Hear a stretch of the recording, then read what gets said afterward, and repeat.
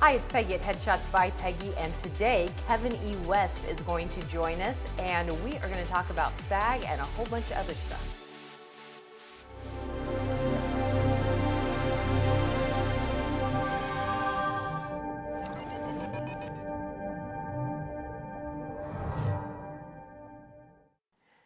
Kevin, it is so good to see you. Thanks for coming on the vlog. My pleasure, Peggy.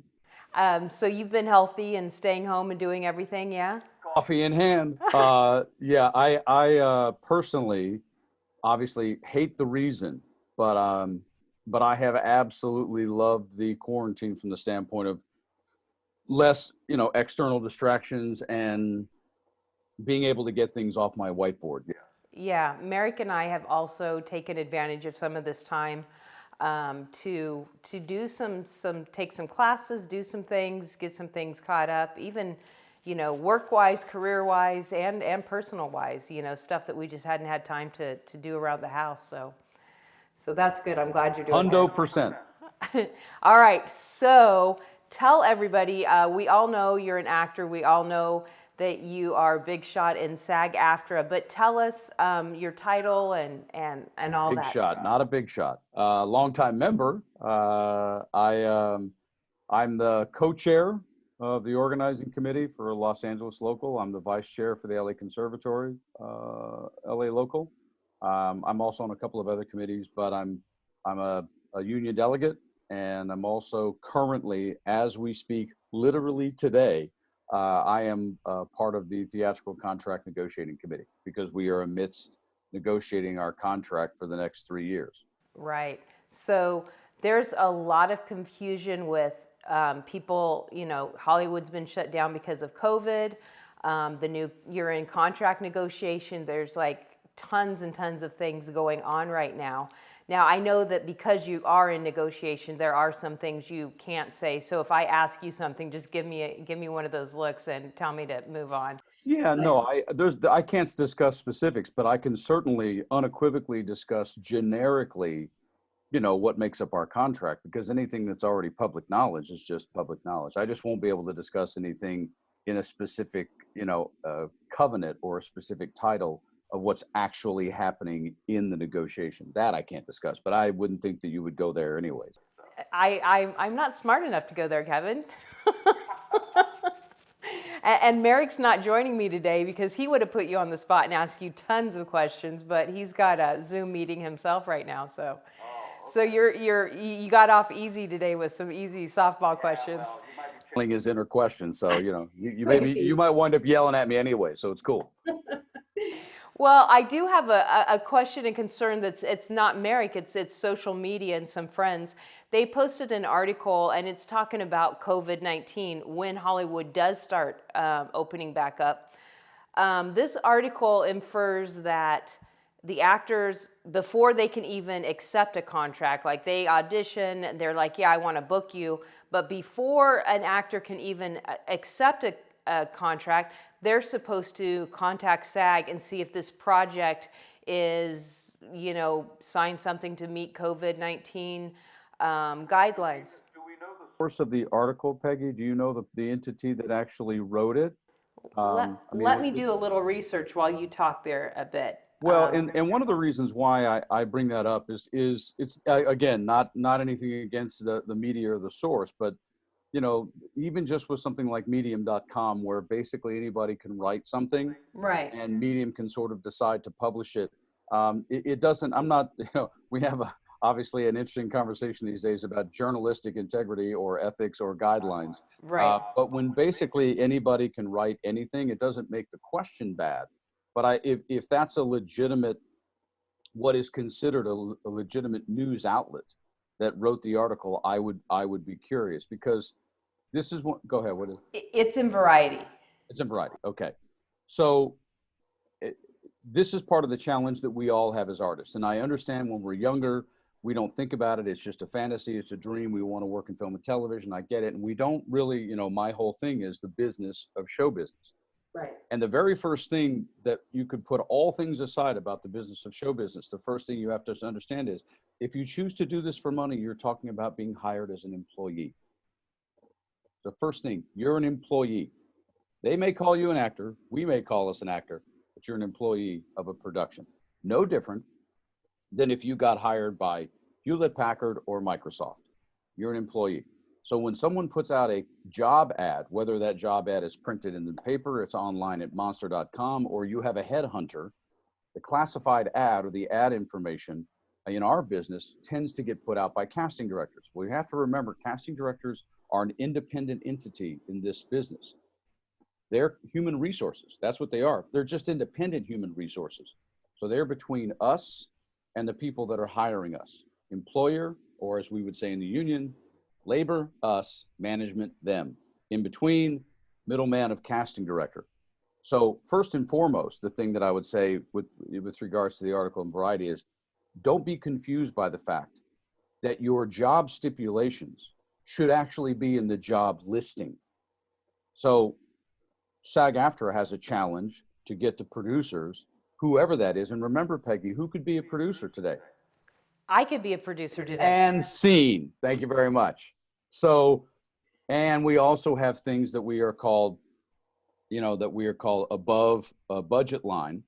All of our modified agreements, all the way up to what we call high budget SVOD, and underneath that being things that are freely bargained underneath a certain budget, cost per minute, etc.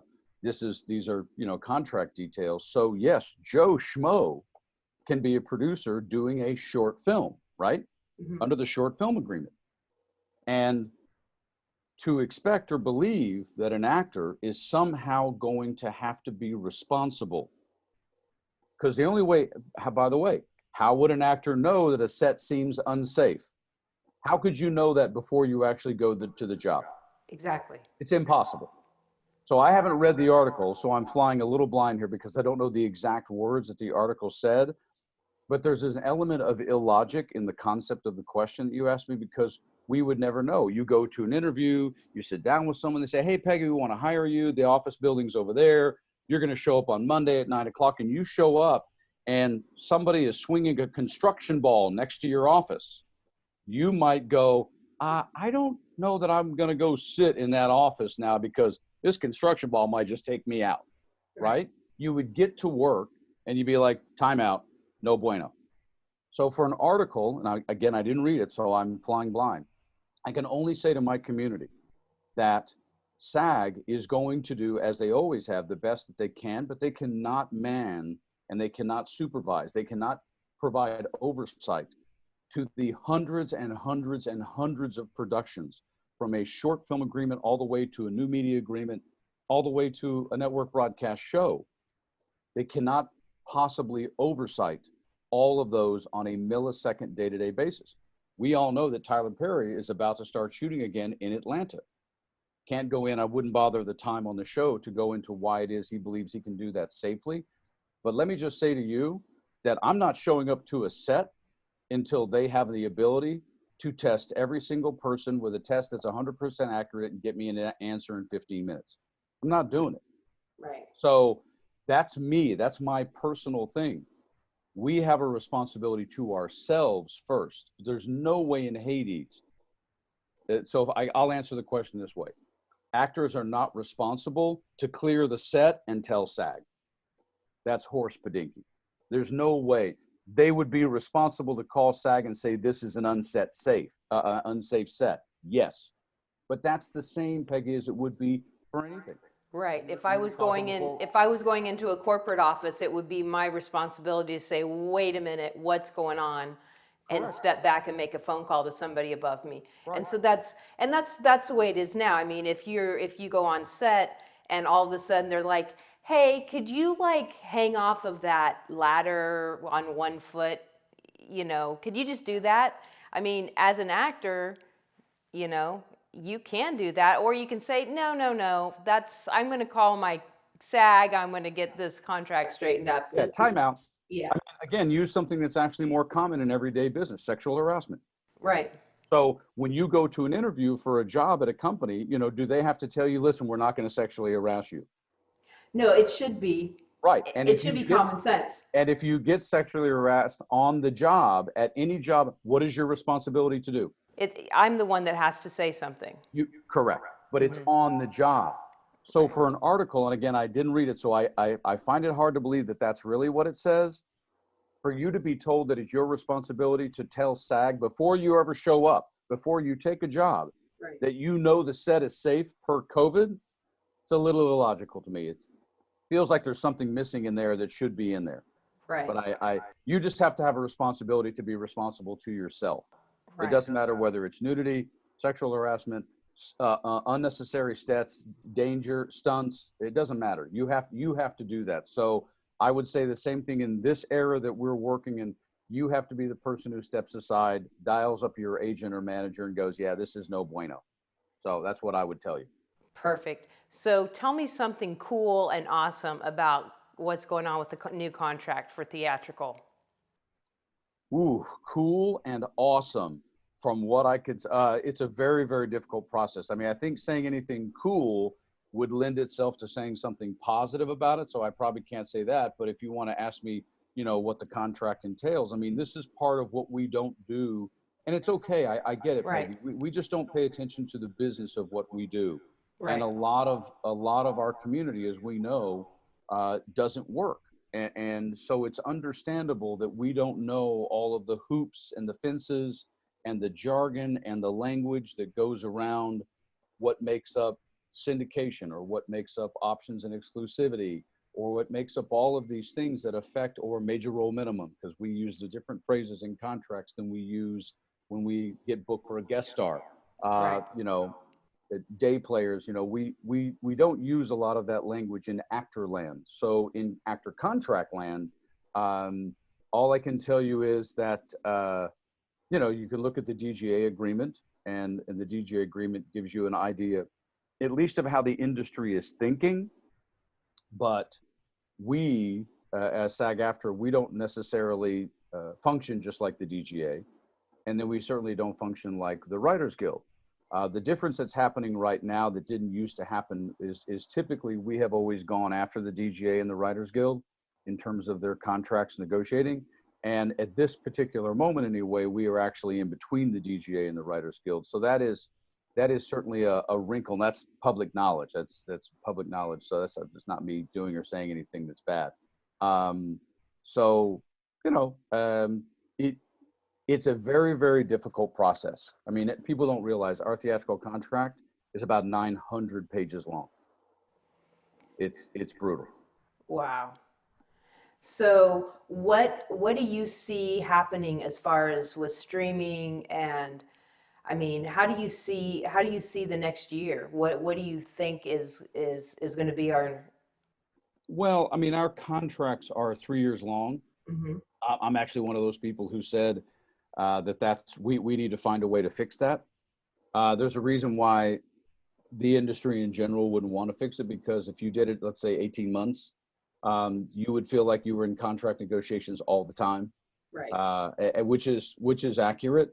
So considering, and I remember 24 years ago, 1996, in the early days of the Actors Network, when we first started trying to build a computer system, I remember my computer programmer told me in 1996 that 6 months in the computer industry or a year in the computer industry was like 10 years in the car industry, in the auto industry, in terms of how fast they would make changes or blueprint designs and that sort of thing, safety changes, etc. Now, I'm sure that's shortened down a little bit, but at the same time, if a year was 10 years in the car business 24 years ago, 3 years in media digital entertainment land is a lifetime.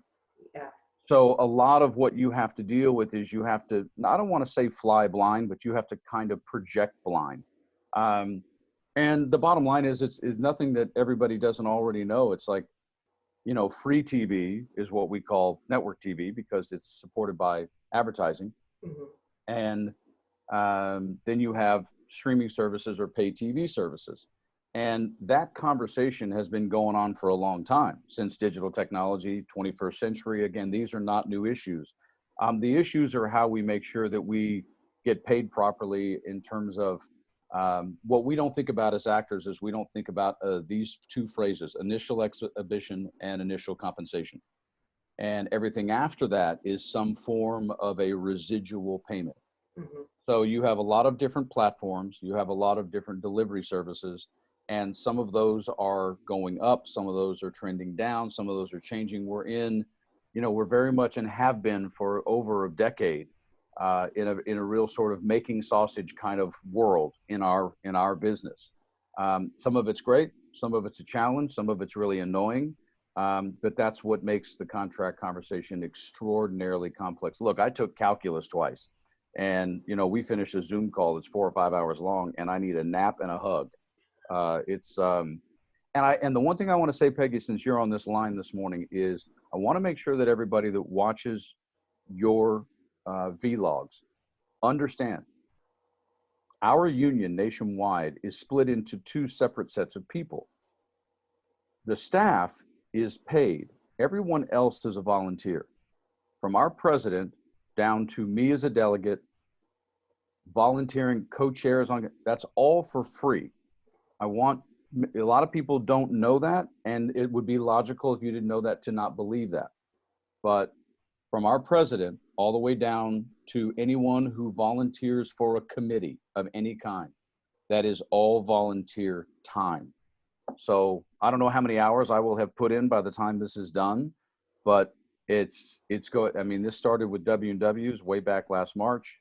Then there's a session called Plenary that happened last summer, plus all of this time now. I will probably have easily put in 200, 250 hours of my life, at least. Yeah. At least. And so it's important that people understand that that's part of how our union happens, is that you have elected or volunteer leadership and you have paid staff, and they work together to create contracts with the people across the other side of the table in commercials known as JPC, Joint Policy Committee, and in film and television known as the AMPTP, Association of Motion Picture Television Producers. One of the great things for us in this negotiation is, like I said to you, you don't have to be part of the AMPTP to choose to be a producer and sign a signatory contract. Anybody can do it. Well, Netflix is not a member of the AMPTP, yet we made a deal with Netflix last year. Right. So the cool part for us in this negotiation is that contract already exists. So we already have that, as you would say, bird in the hand, two in the bush. We already got a bird in the hand. Right. So the AMPTP has to at least deal with the fact that deal already exists. And that's in this particular negotiation, that's at least something that we have in the hand, is we have that contract.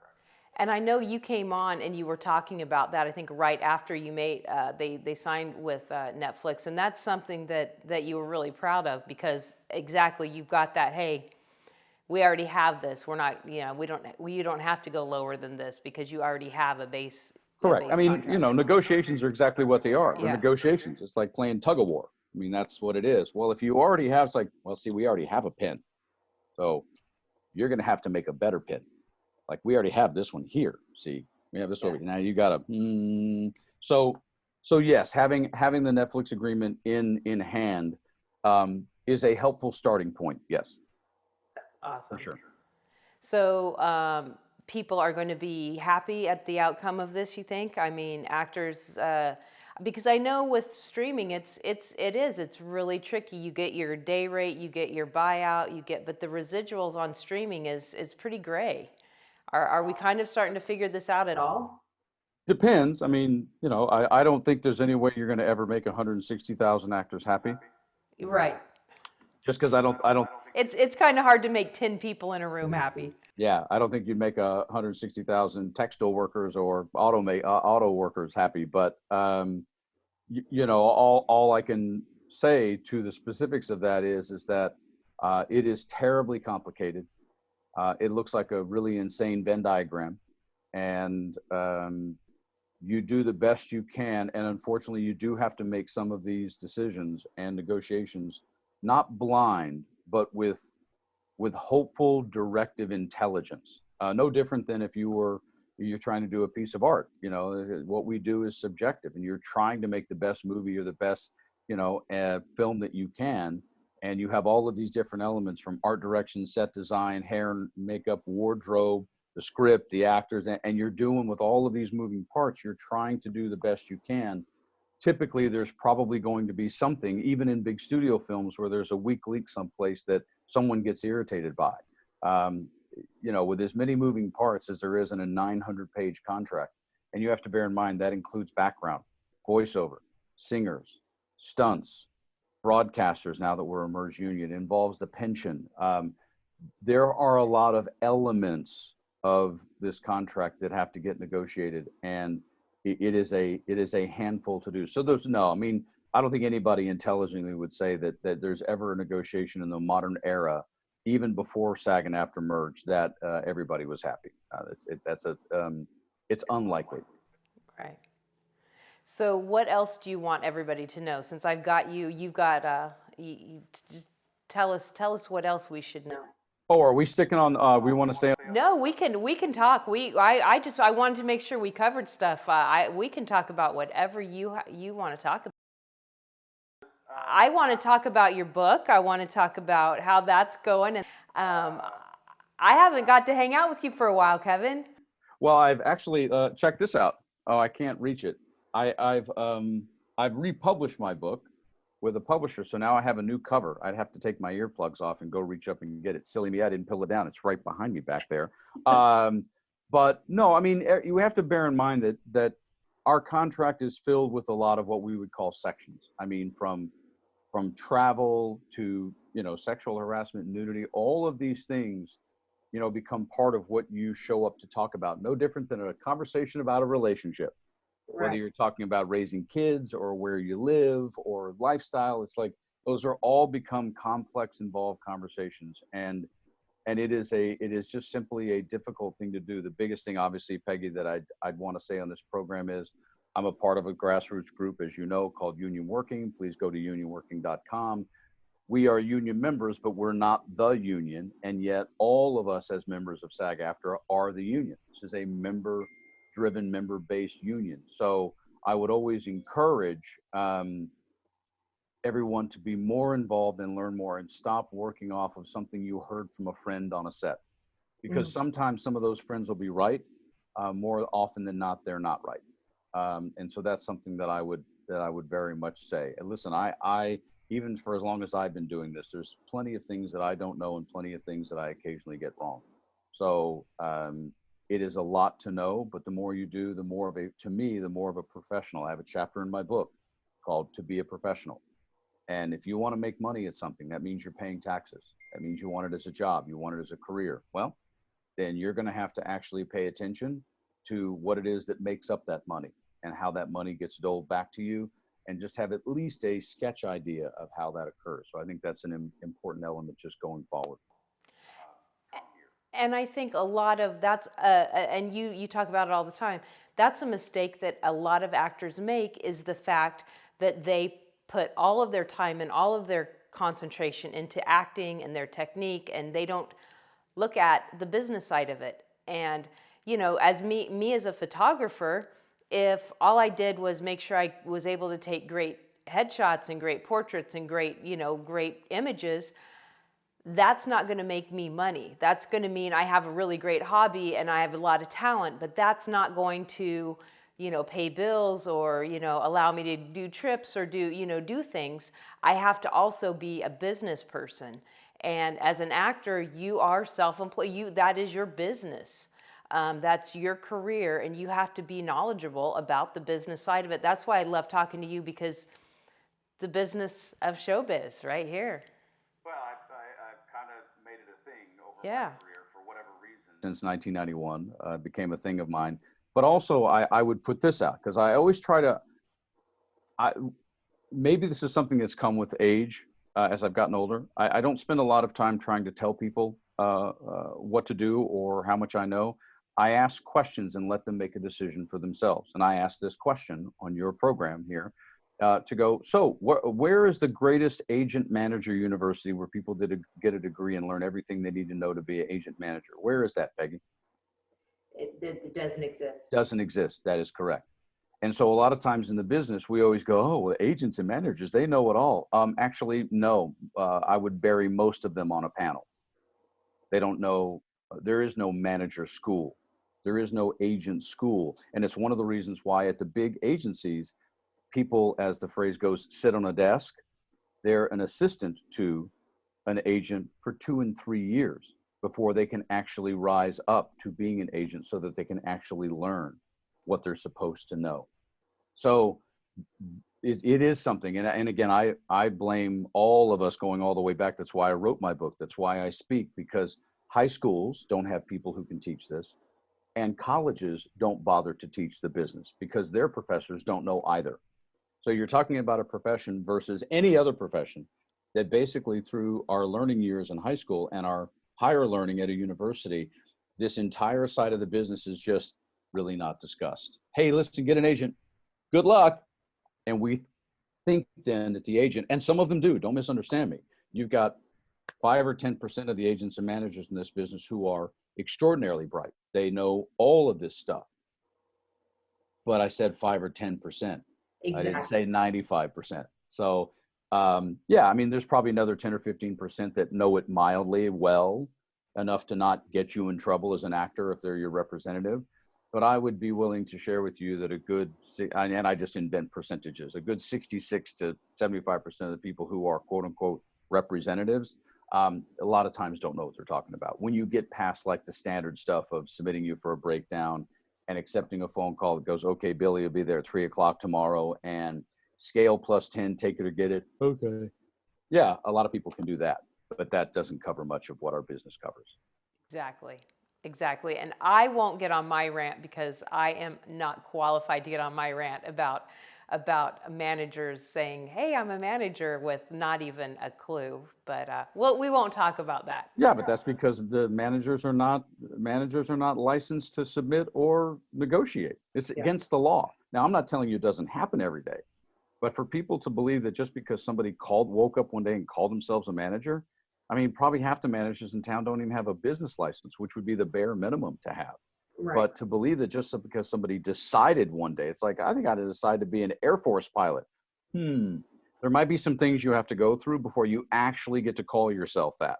Right. Again, that's just like the same as being an actor. I'm going to be an actor. I'm going to be a producer.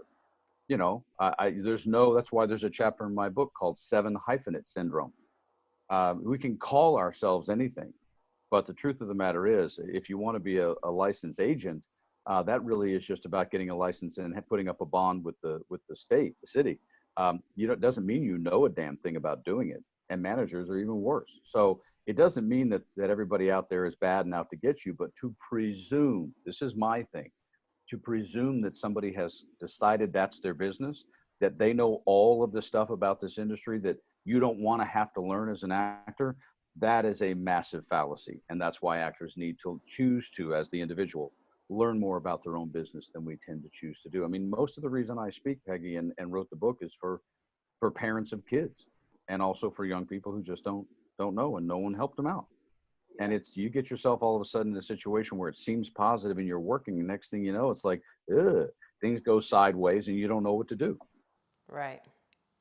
Yeah, and there's even a lot of our friends they're SAG-AFTRA actors, and they still don't realize what benefits they have, what's out there, and how to run their do things business-wise. So. Well, just the FICOR conversation, just the concept that people actually think that FICOR is something the union started.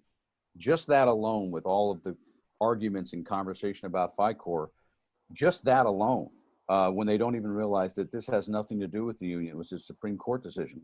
So those kinds of things doesn't mean it's going to change necessarily what you believe or how you feel, but I'm just a big advocate of at least knowing the baseline stuff, so you are functioning from a place of a certain amount of intelligence. Because I have no problem, and I haven't my whole life, I have no problem with not knowing what I don't know.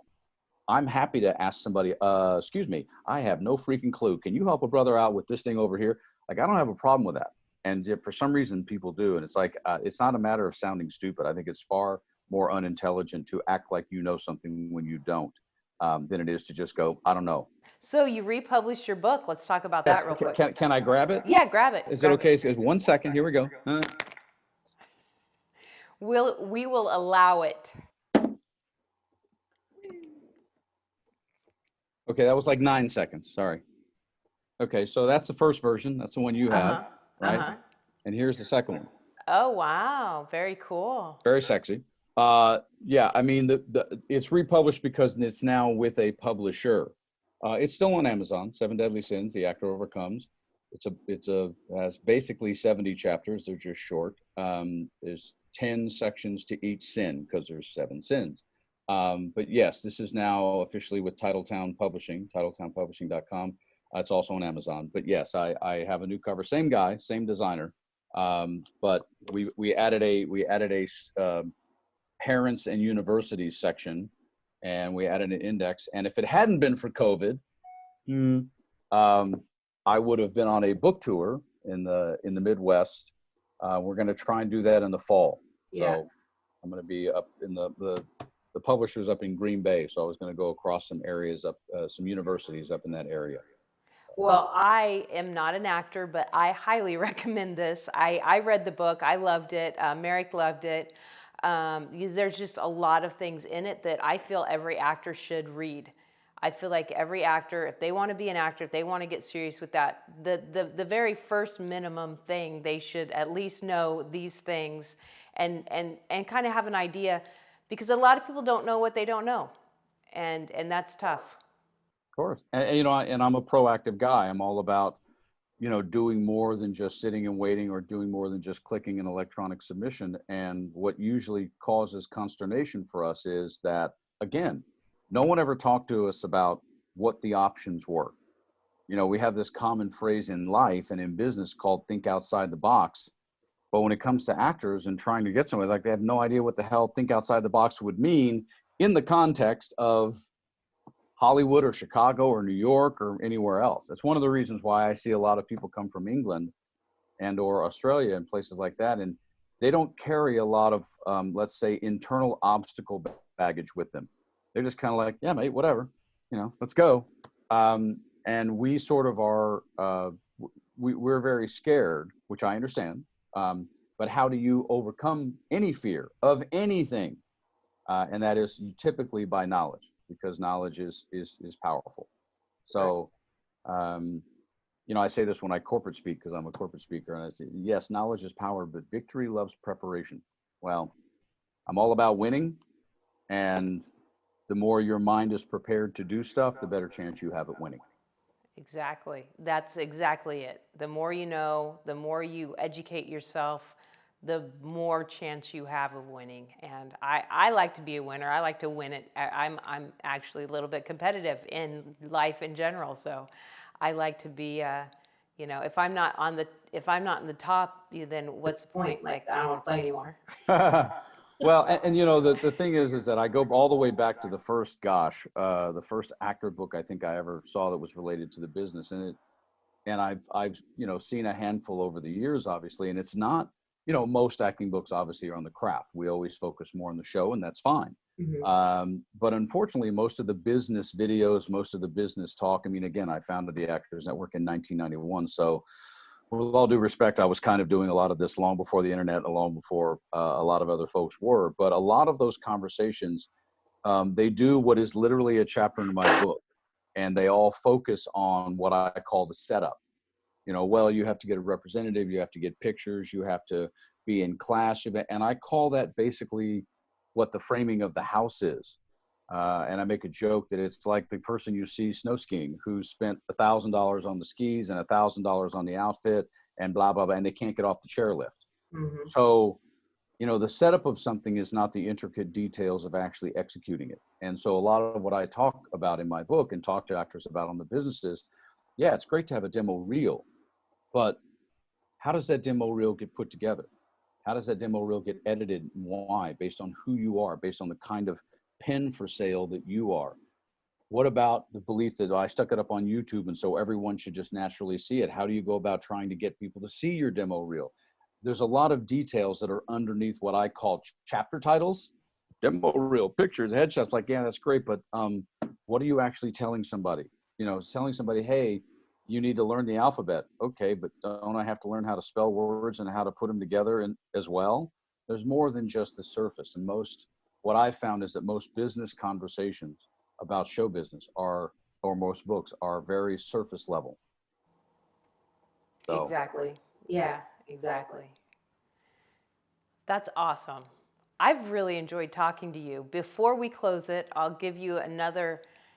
I'm just going to give it to you to throw anything. It doesn't have to. It doesn't even have to be about acting. What do you want to talk about? well, a lot of people keep asking about Hollywood opening up. And I mentioned this earlier, and I do want to at least um, I would at least, since we are having this and doing this, and this is going to air at this time in our lives, I do want to put out a couple of things with regards, because everyone has, unfortunately, we live in a world now where we have made politics associated with buying, a bag of Brussels sprouts, which we shouldn't, because pandemics and death is not about politics. But people say there's articles on when Hollywood's going to open up. It's like, look, it's like anything else. It's like TSA after 9/11. It changed the culture of this country, and it should have. So we spend more time in the line at TSA now. Even when you have the VIP pass. So sometimes I see that line longer than the other line, but it's a protocol, and we now live in a new protocol world, and that protocol is emboldened on all of us. But I would say, with regards to Hollywood opening up, it's like, look, intelligently, until you can actually test people, have a 100% accurate result within about 15 minutes. Just imagine it, driving up to a set. Normally we get out of our car and walk over and find the second AD and check in and do all, yeah, that's all going to be normal. But now there's going to be this process that's ahead of time. It has to happen for the crew. It has to happen for the cast, and it has to get done every single day. So you can have all the arguments you want about social distancing and opening the country up and wearing a mask and all this, and a hoax and all that stuff. If you want to see Hollywood get back to work, and they're making commercials by people shooting stuff at home, necessity is the mother of invention. We'll find a way around certain things, but the truth of the matter is, we simply have to be in a place where we're able to know, on a set that has between 15 and 75 people on it, hair and makeup. I mean, until we know that everybody's safe, Hollywood is not going to fully get back to work. Yes, I believe that there will be some people who will push the envelope and try and start doing things probably by mid to late June, mid-July, certainly by August 1st. I think a huge percentage, and that's part of the issue with negotiations right now, I think a huge percentage of Hollywood probably will not officially come back until January 2021. Yeah. That doesn't mean everybody. I think you'll see limited stuff here and there. But whether it's sports, there's a lot of ways to manage things, but Hollywood is kind of a unique work environment in that way. It's not the same as just a standard office. I mean, just what we do is just not. Just from the human engagement of you and I doing a scene together, and the crew that has to be around, or just the boom guy, or the boom gal. So I think there's going to be a degree of patience that's going to have to exist. And that's a tough word, because it's a big thing for me, Peggy. I see Americans being really impatient, and to a degree of being spoiled brats. And it's bothersome to me. And because you possibly are going to hurt somebody else. There's all these equations people try and make about smokers dying, but it's like, no. You're not talking about what you do to yourself. The idiot who goes down the freeway on a motorcycle at 90 miles an hour without a helmet, I don't want that person to get hurt. But if that person trips up and not wearing a helmet costs them their life, well, that was their choice. So this is not a choice thing when it comes to, you just have to be safe and smart. And Hollywood can't open up until it can do it intelligently, because you can go from having one person infected, just like a barbecue, right? Barbecue in the backyard. I'm from Tennessee. So, to having 50 people infected like that. And so, listen, I just came off of doing 2 episodes of The Righteous Gemstones in South Carolina, and I was, looking forward to, the momentum that creates, and got off the plane, and 36 hours later in March, they shut the state down. So, listen, it's disappointing, and it's hard on all of us, but we have to adjust, and you have to, at least per the opening part of this conversation this morning, that if for some reason, all these little small projects, Peggy, that are going to get done by everybody, even if they're union, even if they're signatory, you have a responsibility to yourself and a responsibility to the people you go home to, if that's the case, to simply cease to work, cease to agree to do it, call SAG if you need to. If it's for discussing a union project, non-union, all bets are off. So good luck with that.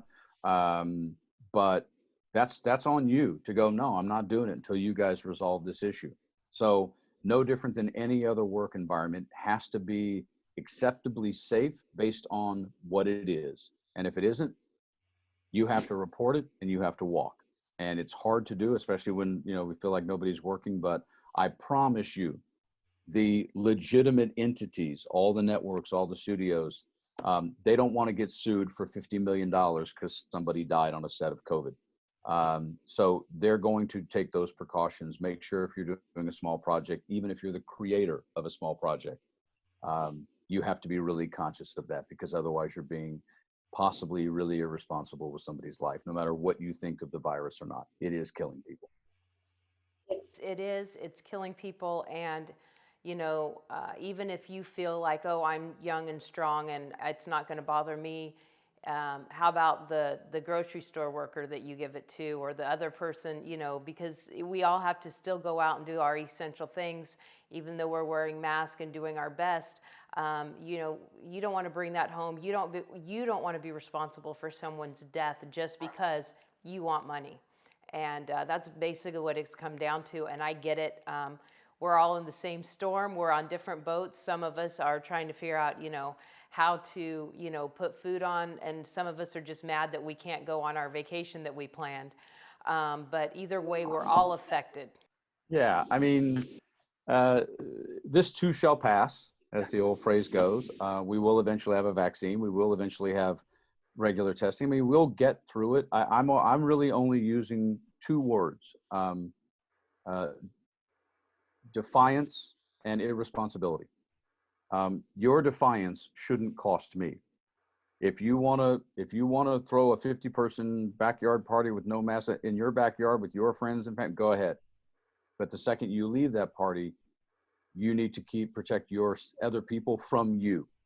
And if you aren't, then you're being defiantly arrogant and you're being irresponsible. So I don't do that to anyone else. Don't do it to me. Don't expect me to believe the same way you do about, it's just called mutual respect. Honestly, that's really all this is.